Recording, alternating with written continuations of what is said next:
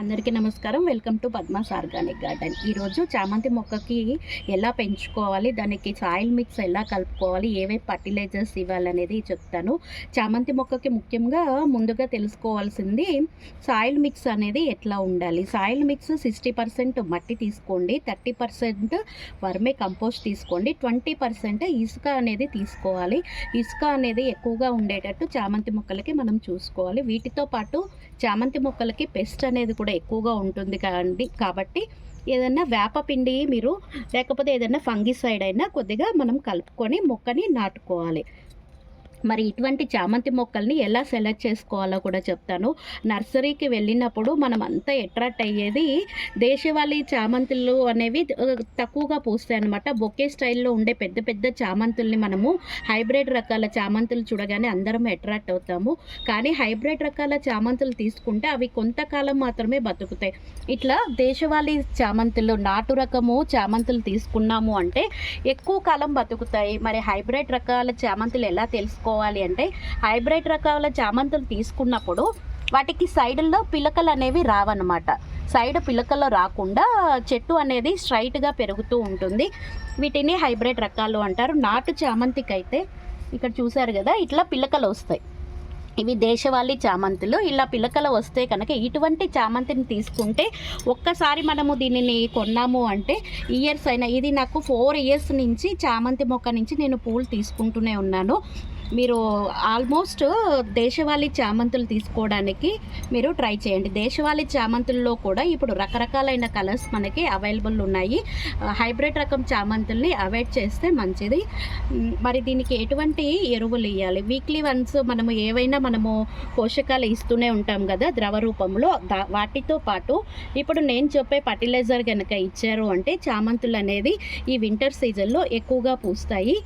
ఇది చూసారు కదా, నేను మస్టర్డ్ కేక్ తీసుకున్నాను. 1 టేబుల్ స్పూన్ టీ పొడి కూడా తీసుకున్నాను.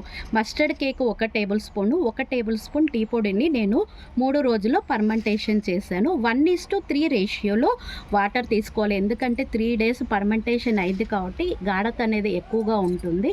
కాబట్టి 1:3 రేషియోలో తీసుకొని చెట్టు మొదల్లో ఇట్లా మనం 15 రోజులకు ఒక్కసారి పోయాలన్నమాట. చామంతి మొక్కకి పెస్ట్ కూడా ఎక్కువగా ఉంటుంది.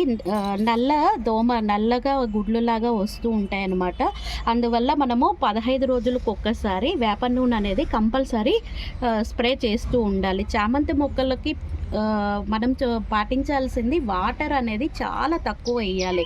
మనకి సాయిల్ డ్రై అయింది అనిపించినప్పుడు మాత్రమే వాటర్ ఇస్తూ ఉండాలి. ఎక్కువ వాటర్ ఉంటే కనుక చామంతి మొక్క మొదల నుంచి కూడా చనిపోతూ ఉంటుంది.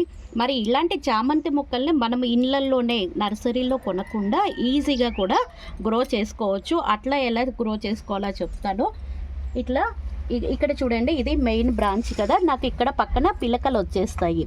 ఈ పిలకని మనం తీసుకొని మనం వేరే పార్ట్లో కనుక ప్లాంట్ చేస్తే ఇది మళ్ళీ మనకి ఒక కొత్త మొక్కగా చిగుర్లుగా ఒక కొత్త పువ్వులుగా మనకి మొక్కగా వస్తుందన్నమాట. ఎక్కడైనా తెలిసిన వాళ్ళు ఉన్నా కూడా ఇట్లాంటి మొక్కల్ని మనము కొమ్మల ద్వారా కూడా ముదురు కొమ్మల ద్వారా కూడా మనము చామంతి మొక్కని గ్రో చేసుకోవచ్చు. ఎప్పటికప్పుడు ఇట్లా పండుటాకులు ఇట్లా ఎండిపోయిన ఆకుల్ని మనము ఎప్పటికప్పుడు తీసేస్తూ ఉండాలి.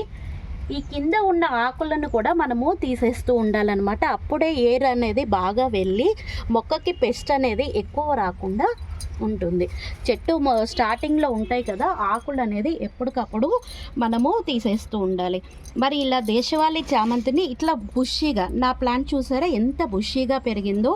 ఇలా బుషీగా పెరగాలి అంటే పించెస్, నేను ఆల్రెడీ దీని గురించి ఒక వీడియో చేశాను, మీకు మళ్ళీ చూపిస్తాను. ఇక్కడ ఫస్ట్లో ఉన్న పించెస్ని మనం ఎప్పటికప్పుడు ఇలా పించెస్ చేసేసాము అంటే నేను అట్లా ఇక్కడ చూడండి, అట్లా నేను పించ్ తీసినాక ఒక కొమ్మకి 1, 2, 3 బ్రాంచులు వచ్చినాయి అనమాట. ఇక్కడ కూడా చూడండి, 1, 2, 3 బ్రాంచెస్ వచ్చాయి. ఈ విధంగా మనము ఎప్పటికప్పుడు టిప్స్ కట్ చేస్తూ ఉంటే మొక్క బుషీగా పెరుగుతుంది. చామంతి మొక్కని ఎప్పుడు పొడుగుగా మనం పెంచకూడదనమాట. వెడల్పుగా పెంచితే చక్కగా పూలు అనేవి అందంగా ఉంటాయి. అంతేనండి. ఇలా చిన్న చిన్న టిప్స్ కనుక పాటించామంటే మన మొక్క గుబురుగా హెల్దీగా పెరుగుతుంది. Thank you.